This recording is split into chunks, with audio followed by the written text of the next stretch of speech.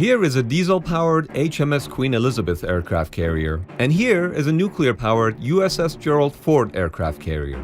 You may think that being nuclear-powered, Ford-class carriers would be a clear winner, as they have virtually unlimited range, while HMS Queen Elizabeth carriers have a range of only 10,000 nautical miles before it needs to be refueled.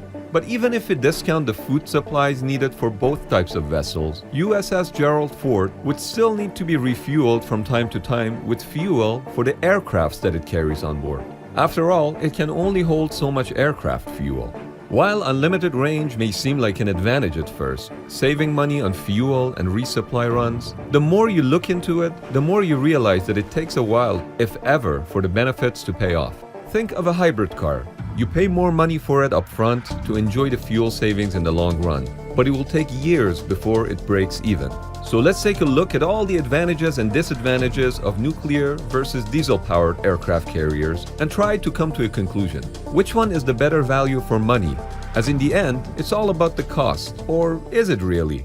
Ford-class nuclear carriers are powered by two A1B nuclear reactors, which provide 25% more power than its predecessor, A4W nuclear reactors, that are used on Nimitz-class carriers. It is estimated that each A1B reactor produces 125 megawatts of electricity. That's enough to power 25,000 homes. Additionally, each A1B reactor produces 350,000 shaft horsepower, which is equivalent to 260 megawatts. Increased electricity production compared to older reactors means that electromagnetic aircraft launch systems can be used, which accelerate aircrafts more smoothly and thus puts less stress on their airframes. In contrast, HMS Queen Elizabeth carriers are powered by two 36-megawatt gas turbine alternators located underneath each island, which, by the way, is the main reason for the twin island design due to the engine exhaust shafts. There are also four 10-megawatt diesel engines in the middle of the ship. In total, the ship's power plant produces 112 megawatts of electricity, half of which powers multiple electrical motors that spin the propeller shafts. You might be surprised to find out that conventional diesel-burning power plants are more efficient than nuclear power plants. When you burn diesel, 40% of the fuel is turned into useful energy, while in a nuclear power plant, 33% of the fuel is turned into useful energy. This is because conventional power plants can generate steam at a higher temperature, therefore providing more force to the turbines. But efficiency is not that important when it comes to nuclear power plants, as nuclear fuel is much more energy dense. If you were to run each type of aircraft carrier with 200,000 horsepower non-stop for 1 week, a conventional carrier would require over 5 million liters of diesel fuel, while a nuclear carrier would require just 4 kilograms of enriched uranium. In other words, a nuclear carrier consumes as little as 0.00008% of the fuel that conventional carriers do. Let that sink for a second. We did too. So while on paper, nuclear propulsion is less efficient, it still provides much more power in total due to the higher energy density of nuclear fuel. In fact, Ford-class carriers have about 7 times the power available compared to HMS Queen Elizabeth-class carriers. But to be fair, the Ford-class carrier is about 67% larger than its counterpart. This energy supply is needed for new power-intensive weapon systems like railguns, as well as new generation powerful radars. Having more power also means that nuclear-powered carriers can travel faster. In fact, Ford-class carriers can travel 5 knots faster than HMS Queen Elizabeth ships. The faster the ship travels, the more apparent wind it generates, meaning it is easier for aircrafts to take off. However, in case of Queen Elizabeth carriers, wind is not a factor, as these ships don't have catapults, and they rely on F-35B aircrafts, which use short takeoff and vertical landing technology. Now to the crazy part: range, fuel tanks, and bills. HMS Queen Elizabeth weighs 65,000 tons and holds 1 million gallons of F-76 marine diesel for the ship and 750,000 gallons of F-44, also known as JP-5 jet fuel, for the embarked aircrafts. To put this in perspective, the total amount of fuel on a Queen Elizabeth carrier is equivalent to 120 fuel trucks, or you fueling your car 127,000 times. In 2020, the average cost for both types of fuel was roughly $3, meaning that it would cost $3 million to fuel up the carrier and $2.2 million to fill up the planes. A full tank of fuel allows a carrier to travel 10,000 nautical miles at most, which is roughly equal to a trip from Portsmouth to Rio de Janeiro and back. During operations, aircraft carriers, whether nuclear-powered or diesel-powered, will consume a lot of aviation fuel, meaning that both types of carriers will need to undergo replenishment at sea at frequent intervals. Moreover, aircraft carriers almost always travel with escort ships, which are diesel-powered, meaning that there is always a need for fuel tankers. The Royal Navy's Tide-class tanker can replenish Queen Elizabeth-class ships simultaneously with jet fuel and marine diesel through the rigs on the carrier's port side. Logistically speaking, it is still harder and slower to refuel a conventionally powered aircraft carrier compared to a nuclear one, as you have to do more frequent replenishments. Nuclear reactors on carriers have to be refueled only every 20 to 25 years or so. For instance, USS Theodore Roosevelt underwent refueling and complex overhaul after 23 years of service. However, it did take 4 years to complete and cost $2.6 billion. As mentioned earlier, nuclear fuel has much higher power density, meaning it takes less space to store a given amount of energy. This means that nuclear-powered Ford and Nimitz-class ships have much more free storage capacity, so they can store more jet fuel, weapons, and so on. In fact, on average, nuclear carriers carry twice as much jet fuel compared to their counterparts. The bottom line is that nuclear carriers make a lot of sense if you're covering a large geographical area, especially something like the Pacific Ocean. Another benefit of nuclear propulsion is that it provides plenty of steam for the catapults that are used on Nimitz-class carriers. The newer Ford-class carriers, however, rely on electromagnetic aircraft launch systems that don't require steam, but use a considerable amount of electricity. While Queen Elizabeth-class carriers don't currently have any sort of catapults, they may be retrofitted with electromagnetic catapults one day, and the good thing is that they have sufficient spare electricity generation available for it. The next element worth exploring is construction time. Some say it takes much longer to build a nuclear carrier compared to a conventional one. For instance, it took 13 years to build the French nuclear-powered Charles de Gaulle aircraft carrier, but only 8 years to build the HMS Queen Elizabeth. However, it took 13 years to build a conventional-powered Russian carrier, Admiral Kuznetsov, and only 8 years to finish nuclear-powered carrier USS Gerald Ford. If you look at the Nimitz-class carriers, it took between 4 to 7 years to build each of the 10 ships. Having a large nuclear industry, talent, and expertise certainly plays a role in how fast one can build a carrier of any type.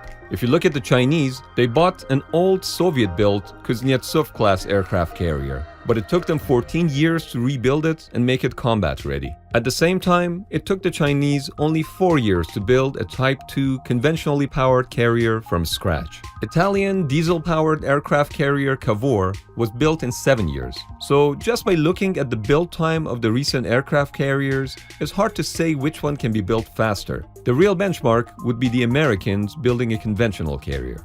Aircraft carriers are expensive to begin with, but nuclear-powered carriers not only carry a higher initial price tag, but their operation and maintenance costs are also much higher than diesel-powered ones.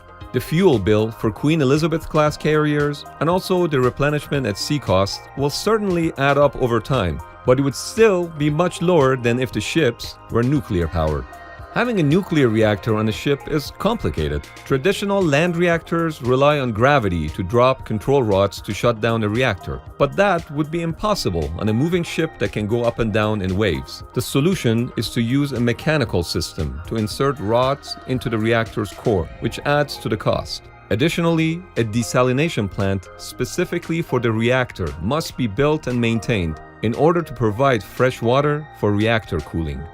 Some say that nuclear-powered carriers are greener as they don't produce any CO2, but they do produce nuclear waste, and the disposal of nuclear waste is also a big challenge. USS Enterprise was deactivated in 2012, and it took 4 years just to defuel 8 of its reactors. Since 2018, USS Enterprise is stored in Hampton Roads until disposal plans can be determined by the US Navy. So in terms of disposing, nuclear-powered carriers are clearly at a disadvantage when compared to diesel-powered vessels. Another thing to consider is nuclear safety. Due to changes in nuclear safety standards, the French Charles de Gaulle carrier had to add extra protection all around the reactor, as the detectable radiation leakage was above the revised standards. For the US Navy, the argument can be made that nuclear power is safe.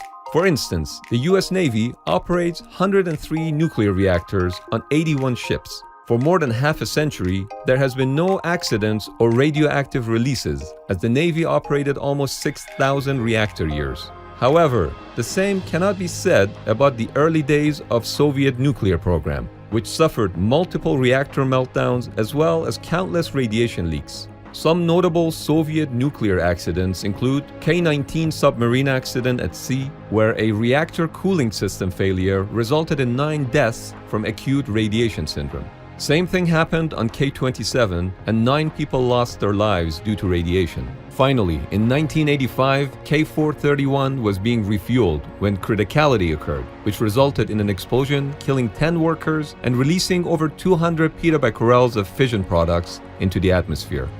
Whenever a nation decides to build an aircraft carrier, there are 2 more things in play: politics and prestige. In 2019, Pentagon decided to cut aircraft fleet from 11 to 10 and retire USS Truman early instead of undergoing midlife refit, a move that would save more than $30 billion over 25 years, as the cost of refueling the carrier was pegged at $3.4 billion, and additional $1 billion would be saved each year by not operating the carrier and its air wing. Congress was outraged by such a proposal, and soon thereafter, President Trump ordered the US Navy to keep USS Truman. American supercarriers are unique icons of military power that project dominance in the international waters. No matter the cost, they are not going anywhere anytime soon. In fact, US Navy is currently in the process of replacing all 10 Nimitz-class carriers. So far, 2 Ford-class carriers have been completed, with 1 currently under construction and 7 more planned. Going back to answering the original question, which type of carrier is better value for money? We have to say, it depends. In case of Queen Elizabeth-class carriers, conventional power makes sense, as the Royal Navy has limited budget and both carriers are mostly deployed in the northern Atlantic, making the travel range less of an issue.